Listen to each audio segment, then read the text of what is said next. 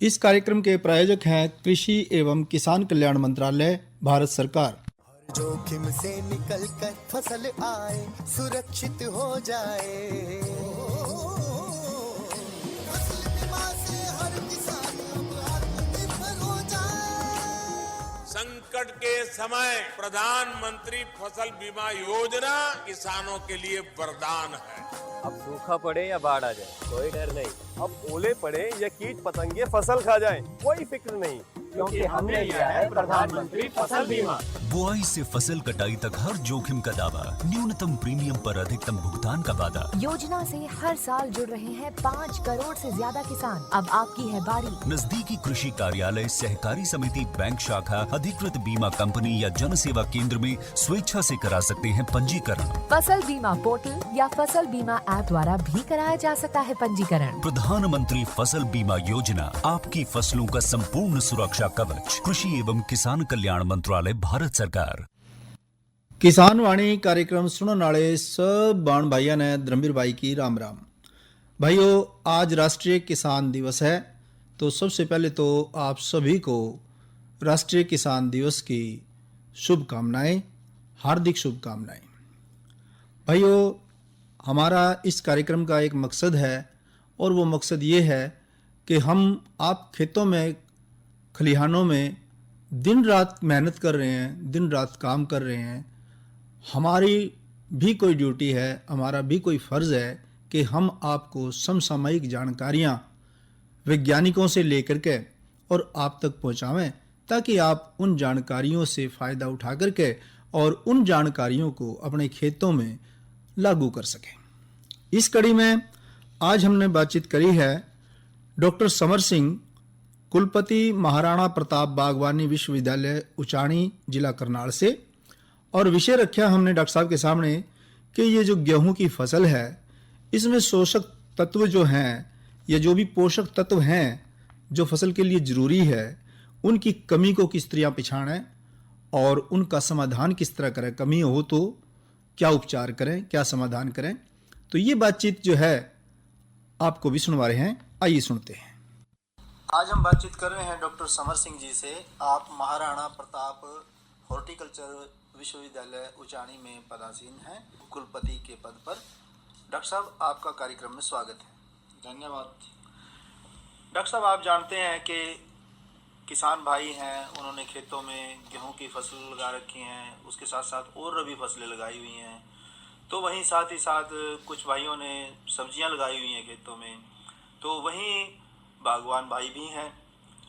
तो डॉक्टर साहब, क्योंकि सभी की फसलें सर्दियों के मौसम में जाकर के कुछ खास विशेष अलग से देखभाल मांगती हैं, तो ऐसे में हम आपसे ये जानकारी लेना चाह रहे हैं कि जैसे गेहूं की फसल है, तो गेहूं की फसल में इस वक्त में किस तरीके की देखभाल हो, किस तरह के पोषक तत्व फसल को दिए जाएं, आप इस बारे में जानकारी दें। सबसे पहले मेरी सभी किसान भाइयों को राम राम। और धर्मवीर भाई जी, जैसा कि आपने कहा कि गेहूं की एक मुख्य फसल है और खाद्यान्न में ये हरियाणा में ज़्यादातर इलाके में बोई जाती है। इसमें जो दिसंबर का महीना है, एक तो पानी की ज़रूरत पड़ती है। पहला पानी अगर किसान भाई इसमें जिस भी फसल में खेत में लगाएंगे, सबसे पहले तो किसान भाई इस बात का ध्यान रखें कि हल्का पानी लगे। हल्का पानी लगे। हल्का पानी लगे, क्योंकि अगर पानी ज़्यादा लग गया पहला, तो उसमें फिर पीलापन गेहूं में आ जाता है जी। तो इस बात का किसान भाई अवश्य ध्यान रखें। जी डॉक्टर साहब। दूसरा, आजकल क्या है कि इस समय में खरपतवारों की समस्या गेहूं में बहुत ज़्यादा है, और ख़ासकर मंडूसे में जो प्रतिरोधकता आ चुकी है, तो वहाँ पर कैसे हम इनको खरपतवारों का नियंत्रण करें, एक ये बहुत बड़ी बात है। और किसानों को इसमें चाहिए कि इस समय जो दवाई सिफारिश करती है हरियाणा कृषि विश्वविद्यालय, उन्हीं का प्रयोग करें। उनमें एक तो दवाई है पिनोक्सोडोन, उसकी मात्रा 400 ml एक एकड़ में पड़ेगी जी।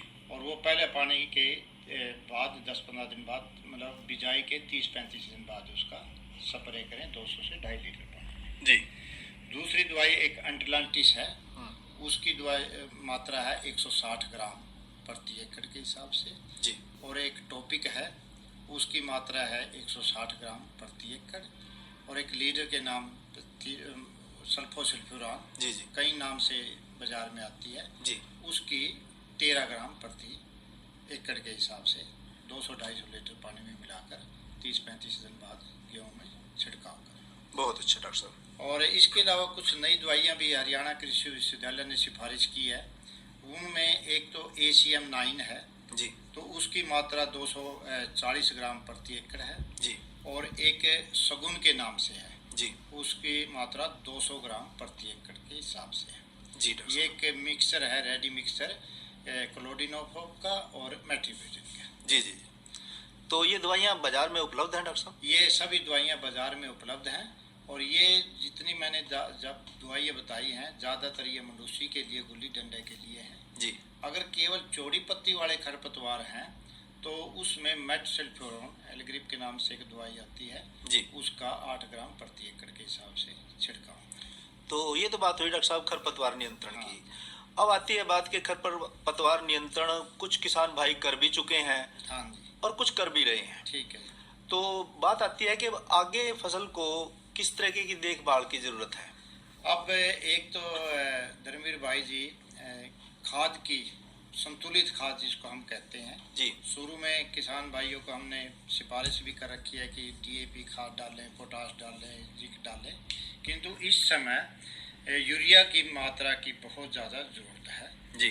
और वो उनको पहले पानी के साथ में पहले या बाद में जी। यूरिया का एक कट्टा लगभग 1 एकड़ में डालना चाहिए जी। और कई किसान भाइयों की अगर गेहूं ज़्यादा पीली पड़ गई है किसी वजह से, पाले की वजह से या ज़्यादा पानी की वजह से जी। तो उसमें हम किसानों को यही सलाह देते हैं कि यूरिया और जिंक का स्प्रे करें। तो 2% यूरिया का स्प्रे करें और 0.5% जिंक का स्प्रे। यानी कि अगर आप किसानों की भाषा में डॉक्टर साहब थोड़ा बताओ कि किस तरीके से भी कितना एक किले के लिए कितना यूरिया और कितना जिंक? इसमें अगर 1 किले की हम बात करें तो 200 लीटर पानी में 5 किलो यूरिया ले लें और 1 किलो जिंक ले लें। इस तरीके से किसान भाई स्प्रे करें तो इस पीलेपन से निजात मिल सकती है। और डॉक्टर साहब गेहूं में और क्या कुछ इस वक्त ज़रूरत हो सकती है, या आप तो विशेषज्ञ हैं, तो भाई इस वक्त क्या हो सकता है कि गेहूं की फसल में जो दिक्कत आ सकती है किसान भाइयों को? देखिए किसान भाइयों को लगातार गेहूं की फसल को देखना चाहिए क्योंकि पिछले कई सालों से पीले रतुए का प्रकोप मतलब आता रहा है जी जी। और हो सकता है इस बार भी आए जी। तो उसमें आप ध्यान रखें तो उसकी तो दवाई फिर जैसे ही आती है वो डालनी पड़ेगी जी जी। और एक ये भी क्योंकि पाले का भी थोड़ा बहुत असर आता है गेहूं पर भी, बिल्कुल आता है। और उसके लिए जब पाले की आशंका हो तो हल्की सिंचाई गेहूं में लगा देनी चाहिए ताकि उसका असर कम हो। जी डॉक्टर साहब कि एक तो हमने पाले से बचाना है फसल को, और पाले से बचाने का सबसे आसान तरीका यही है कि हल्का पानी फसल को दें, ज़्यादा ठोक कर ना पानी दें। और जी पहले पानी के बाद आपने कहा कि एक जो कट्टा है वो नाइट्रोजन का फसल को जरूर दे। तो इसके अलावा आपने कहा कि ये जो रतवा है इसकी भी समस्या हो सकती है ज़्यादा ठंड की वजह से। तो किसान भाई अपने खेत की निगरानी करें और हर रोज़ देखें शाम सवेरे घूम के कि कहीं फसल में कोई दिक्कत ना हो। फिर भी कहीं इस तरह की भी बात आ जाती है डॉक्टर साहब, इस सब निगरानी के बावजूद फसल हर बार नया सबक देके जाती है, कुछ मौसम की वजह से कुछ वैसे। तो फिर कुछ उनको जो ऐसी भी कोई समस्या आ जाए समझ में ना आवे देखने में, भाई क्या करें इसका, तो फिर क्या करें? उसका तो यही है क्योंकि हर जिले में हमारे कृषि विज्ञान केंद्र है जी। तो अगर वहाँ आ सकते हैं तो किसान भाई बहुत ही अच्छा है। वहाँ हमारे हर तरह के एक्सपर्ट हैं जी। उसमें बीमारी के भी हैं, कीड़ों के भी हैं और दूसरे भी हैं। तो वहाँ पर उसको फसल को सैंपल लेके दिखाएं जी। और कई बार हमारे वैज्ञानिक भी उनके खेतों पर जा सकते हैं जी जी। तो वो संपर्क में जरूर रहें। अगर कृषि विज्ञान केंद्र में नहीं आ सकते तो वो जो कृषि विभाग के अधिकारी हैं उनसे संपर्क जरूर रहे, अपना सलाह मशवरा जरूर लें। हाँ, मतलब किसान भाइयों को चाहिए कि भाई वो खुद ना डॉक्टर बन जाएं और भाई कुछ भी अपना तजुर्बा करना शुरू कर दें। कुछ ना समझ में आवे तो फिर जो विशेषज्ञ हैं उनकी सलाह लें, या जो कृषि विभाग के अधिकारी हैं उनसे सलाह लें। उनसे तो डॉक्टर साहब, ये जो पोषक तत्वों के बारे में सुनते हैं, हाँ जी, हर फसल में ही होते हैं? तो ये तो क्योंकि पोषक तत्व तो हर फसल को चाहिए जी और उनका एक निश्चित अनुपात होता है। जी जी कितना उसको फास्फोरस चाहिए, कितना आपको नाइट्रोजन चाहिए, कितना आपको पोटाश चाहिए। जी। तो मैंने जैसे कि पहले भी बताया था भाई फास्फोरस और पोटाश तो बिजाई के समय डाल दिए जाते हैं। हाँ जी हाँ जी और अब नाइट्रोजन की दूसरी मात्रा जरूर डालनी है जी। और फिर ये एक माइक्रो न्यूट्रिएंट्स की अगर कमी है, जैसे कि इसकी जिंक की मैंने बताई जी जी और एक और कहीं कहीं काफ़ी इलाके में हमने वो भी कमी देखी है फेरस सल्फेट की जी। आयरन की गेहूं में जी। उसे काफ़ी पीलापन आ जाता है जी। अगर उसकी भी कमी हो तो वो भी उसका भी स्प्रे करना चाहिए। तो ये तो बात ठीक है डॉक्टर साहब, पर एक किसान है उसने क्या पता भाई आयरन की कमी होगी, तो वो पहचान किस तरह करे डॉक्टर साहब? देखिए अगर किसान के नहीं पहचान पाता तो वो इसलिए मैंने कहा कि वो एक्सपर्ट को कृषि विज्ञान केंद्र में या कृषि विकास अधिकारी को वो दिखाए जी। अपनी गेहूं जैसे ही पीली पड़ती है और उसका फिर जिस प्रकार की किस वजह से किस न्यूट्रिएंट पोषक तत्वों की वजह से वो कमी आई है तो वही उसमें पोषक तत्व डालें। फिर भी कुछ मोटा मोटा डॉक्टर साहब मोटा तो समझा सके भाई किसान भाई थोड़ा बहुत भाई। मैं बताता हूँ जी।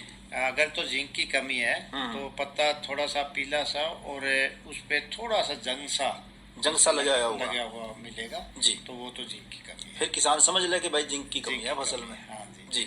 और अगर उसमें सफेद सा कहीं पत्ता हो रहा है पीला होके थोड़ा थोड़ा सफेद सा तो फिर वो आयरन की कमी है। मतलब अगर पत्ता पीला सा भी पड़ रहा और बीच बीच में सफेद भी हो रहा हाँ। तो इसका मतलब यह है उसमें पौधे में आयरन की कमी है, लोहे की कमी मतलब है। लोहे की कमी है। हाँ, तो उसके लिए फेरस सल्फेट का स्प्रे जी। करना पड़ेगा। आज जिस तरह आप मतलब आदमी आपस में जब आदमियों में कमजोर वो आ जाए खून की कमी हो जाए कह दो भाई ये तो पीड़ा पड़ गया मतलब तो इसी तरह पौधे की भी ये पहचान है डॉक्टर साहब? बिल्कुल बिल्कुल पहचान है जी डॉक्टर साहब। तो ये पहचान करके और उसके स्प्रे करें। ठीक डॉक्टर साहब।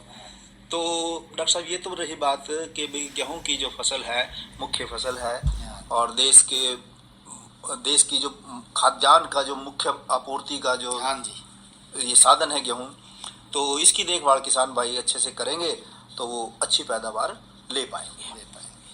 तो डॉक्टर साहब इस बारे में और भी कुछ कहना चाहते हो आप गेहूं की फसल की देखभाल के बारे में किसान भाइयों को? मैं किसान भाइयों को ये कहना चाहूँगा कि गेहूं की फसल एक ऐसी फसल है जिससे एक उसमें रिस्क कम है तो इसलिए इसकी ज़्यादा से ज़्यादा पैदावार लेने के लिए एक तो अपने खरपतवारों को मतलब रोकथाम करे जी। दूसरा समय पर पानी दे और पोषक तत्व जो मैंने बताए खाद के वो समय पर दे ताकि इसकी पैदावार ज़्यादा से ज़्यादा हो सके और अगर बाद में कोई बीमारी आती है तो उसका भी इलाज करें। तो मैं यही कहना चाहूँगा किसान भाइयों को। डॉक्टर साहब आपने हमसे बातचीत की, किसान भाइयों के लिए बेशकीमती जानकारी दी। इस सब जानकारी के लिए आपका बहुत बहुत धन्यवाद। धन्यवाद धर्मवीर भाई जी। और मैं किसानों से यही उम्मीद करता हूँ कि आजकल कोविड काल में क्योंकि हम किसानों को नहीं बुला सकते और ये सबसे बड़ा माध्यम है रेडियो वाला, इससे जानकारी किसानों तक आप कोशिश करते हैं, एक्सपर्ट की राय उनको बताते हैं, तो किसानों से यही विनती कि आप ये रेडियो ज़रूर सुने और इसका पूरा फायदा उठाएं। जी डॉक्टर साहब, धन्यवाद डॉक्टर साहब। तो ये थे डॉक्टर समर सिंह। भाइयों, मौसम के बारे में हम आपको जानकारी देना चाहेंगे कि आज का जो मौसम अधिकतम तापमान 23 डिग्री सेल्सियस रहा और न्यूनतम तापमान 6 डिग्री सेल्सियस रिकॉर्ड हुआ। कल के बारे में पूर्वानुमान ये है कि कल का अधिकतम तापमान 21 डिग्री सेल्सियस रहने की संभावना है, तो वहीं न्यूनतम तापमान 5 डिग्री रहने की संभावना है। कल के कार्यक्रम के बारे में भी आपको सूचना दे दें। कल हम किसान वाणी कार्यक्रम में जो विषय लेकर के हाजिर होंगे, एक तो हमारी जानकारी रहेगी फलदार वृक्षों के बारे में कि इनमें उर्वरकों का प्रबंधन किस तरीके से हो। दूसरी हमारी चर्चा रहेगी गेहूं के मुख्य कीटों के बारे में और उनकी रोकथाम के बारे में। तो भाइयों, अब आगे बढ़ते हैं कार्यक्रम में और करा रहे हैं आपका मनोरंजन। हमने चुनी है आपके लिए रागनी किस्सा ताराचंद से। आवाज है सतबीर सिंह की, आइए सुनते हैं।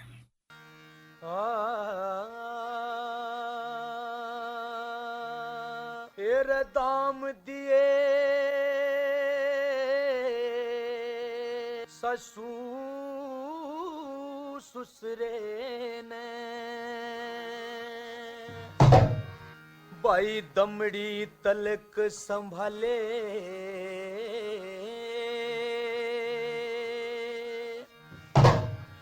और टूम ठेकरी लत्ते कपड़े सब पेटी में डाले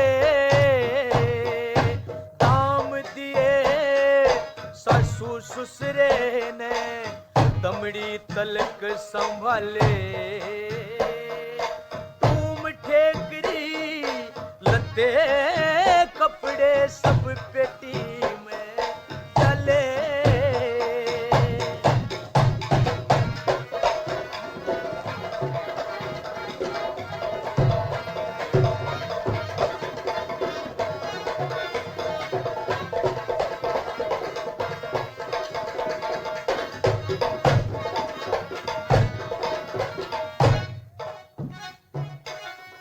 माल घना था दोनों पेटी ठोक ठोक का भर दी और कीमत लाल और जूड़े की थी वह भी माए धर दी तेरे मुंह का थूक सूखता आवे चेहरे ऊपर जर दी चाहे मरिए चाहे जीवती रहिए राम हवाले कर दी तेरा गुच्छा गेरी दिया बिस्तर पे गुच्छा गेर दिया बिस्तर पे नुजड़ के दोनों ताले तुम टेकरी लते कपड़े सब पेटी में डाले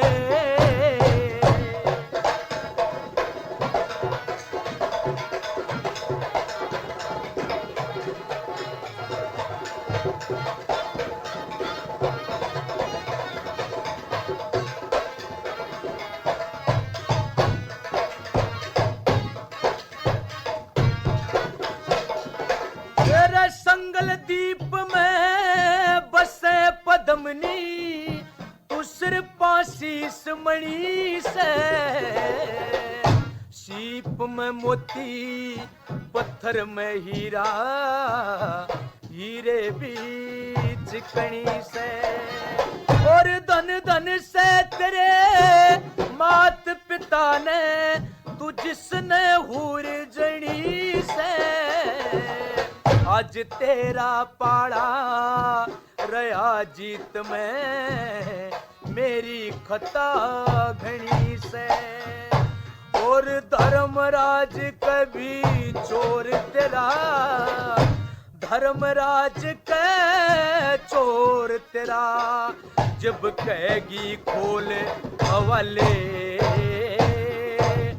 तुम ठेकरी लते कपड़े सब पेटी में डाले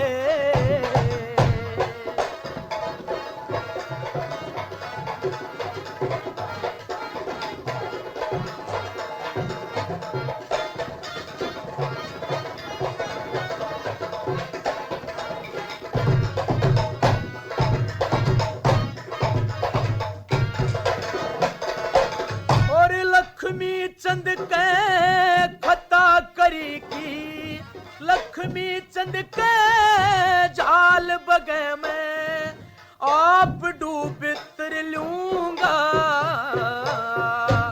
परमेश्वर के खता करे की जाते हाँ भर लूंगा और दो फारा और सुबह शाम तन रोज याद कर लूंगा जिंदगी तलक नहीं भूलूंगा इतने ना मर लूंगा, फिर जिंदगी तलक नहीं भूलूंगा, इतने ना मर लूंगा।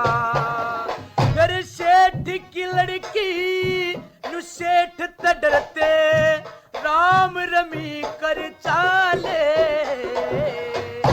टूम ठेकरी लत्ते कपड़े सब पेटी में डाले।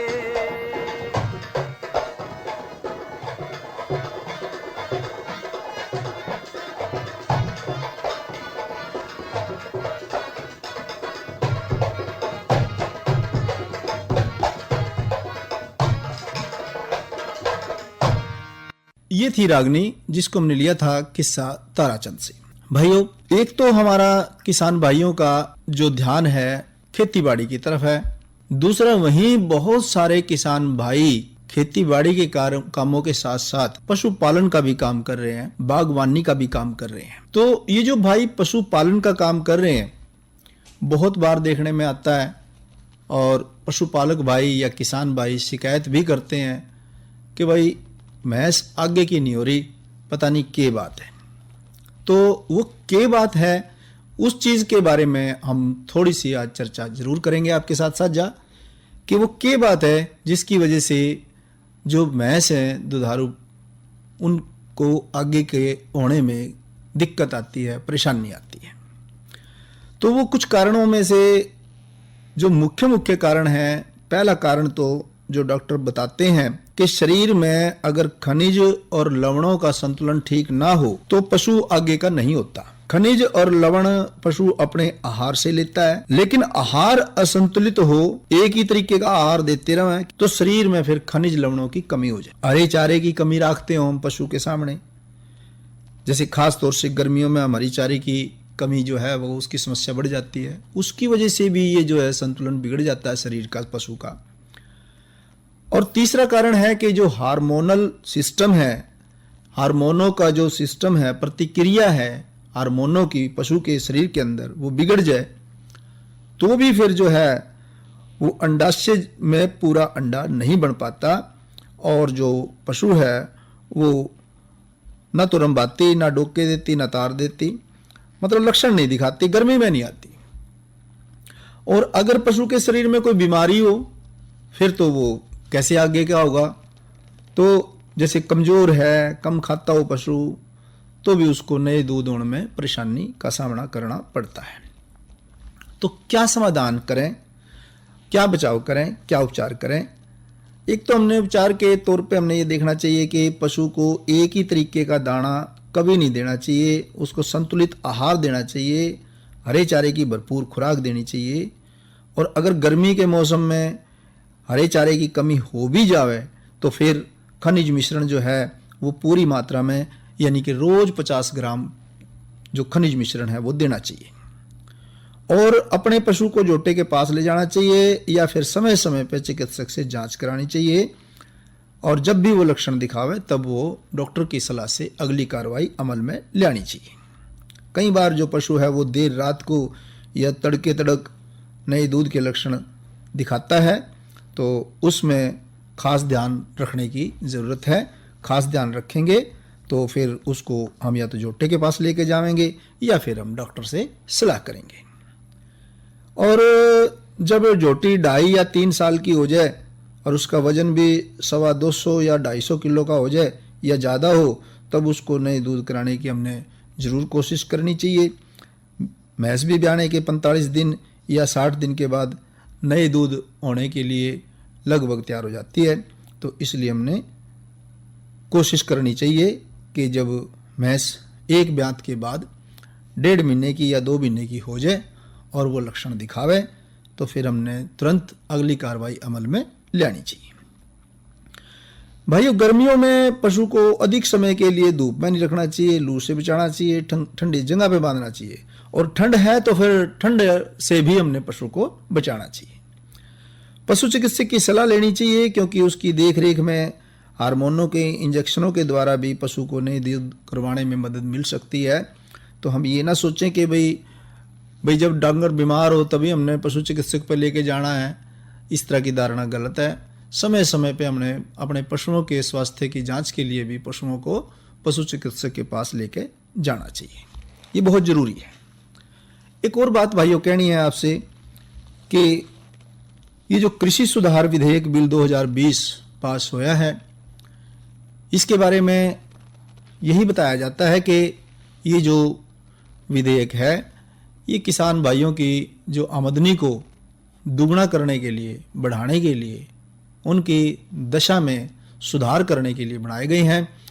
इन कृषि विधेयकों के जरिए किसान भाई और ज़्यादा फ़ायदा उठा सकें, और ज़्यादा आमदनी कमा सकें, इस तरह की मंशा के साथ ये कृषि विधेयक लाए गए हैं। अरे अरे अरे क्या कर रहा है? इधर इधर इधर हम बोल रहे हैं तेरे बीजू का। उतला बोल रहा है? पक्षियों से तो हम खेत को बचा लेते हैं, पर इन घातक रसायनों से कैसे बचाएं? मतलब?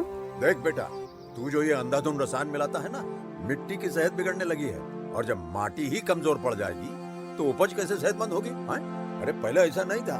पूछना अपने बड़े बुजुर्गों से, कैसे फसल लहलहाती थी, शुद्धता झलकती थी। हाँ, माटी भी तंदुरुस्त और लोग भी। अरे पहली वाली बात कहाँ? पर अब तो सब यही डाले हैं। सब नहीं, आज भी लाखों जागरूक किसान परंपरागत विधि से फसल उगा रहे हैं। खर्चा कम और उपज की कीमत भी बेहतर पा रहे हैं। सच है? रे बेटे, एक्सपीरियंस से बता रहे हैं, धूप में बाल सफेद नहीं किए हैं। हाँ। ठीक है भाई, मैं भी आज से जैविक खेती शुरू करूंगा। माटी से प्रेम की परंपरा है, परंपरागत खेती। तो ये था हमारा आज का किसान वाणी कार्यक्रम। इस कार्यक्रम के प्रायोजक थे कृषि एवं किसान कल्याण मंत्रालय, भारत सरकार। भाइयों, आप किसान वाणी कार्यक्रम में जो हर रोज आप सुनते हैं उसके बारे में आप हमें अपनी प्रतिक्रिया जरूर भेजें, ताकि हमें अपने कार्यक्रमों में और सुधार लाने में सहायता मिले। या अगर आपको हमारे कार्यक्रम पसंद आ रहे हैं तो उसके बारे में भी आप हमें जरूर लिखें।